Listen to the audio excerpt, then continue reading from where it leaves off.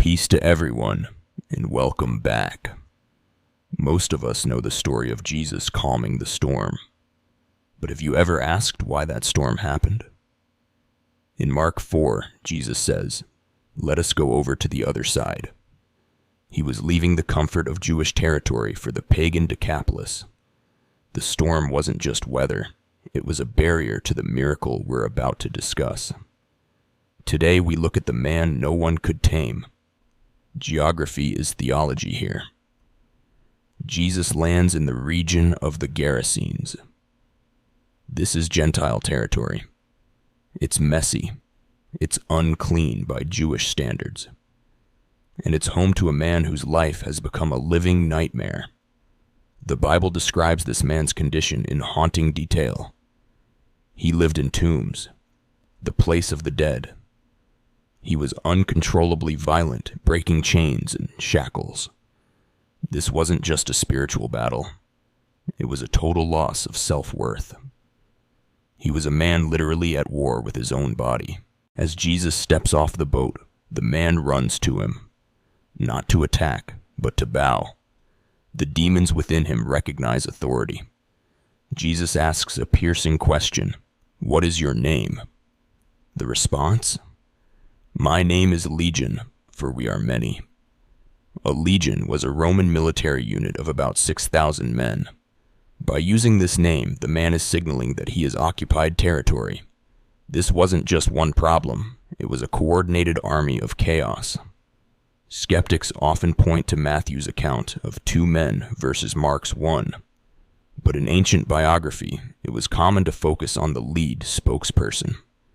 They aren't contradicting. They are highlighting different angles of the same power display. The demons beg Jesus not to send them into the abyss. Instead, they ask to enter a herd of 2,000 pigs nearby. Jesus gives permission. Some say it was to show the townspeople the true destructive nature of the demons. If this is what they did to 2,000 pigs in a minute, imagine what they were doing to the man for years.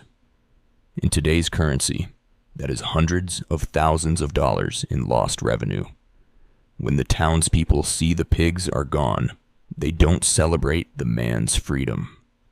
They are terrified. They see the financial loss and the power of Jesus, and they choose their wallets over the Messiah.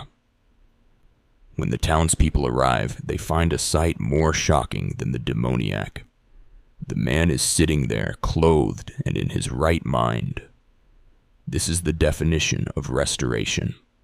He is no longer restless. His dignity is returned. His identity is reclaimed.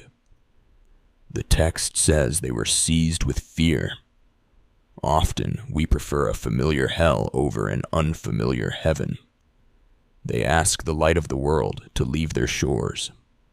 The man begs to go with Jesus, but Jesus says no. This is the only time in the Gospels Jesus tells someone not to follow him physically. Instead, he gives him a commission. Go home to your own people and tell them how much the Lord has done for you. The man didn't just go home. He went to the Decapolis, all 10 cities. He became the first missionary to the Gentiles.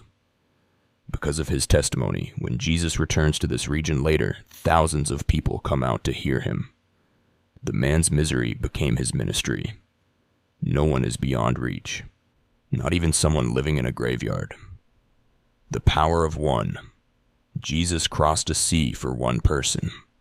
Your story is your weapon. You don't need a degree to tell what God did for you. The man from the tombs was given a choice. Stay in his past or walk into his purpose. Today, you have a choice too.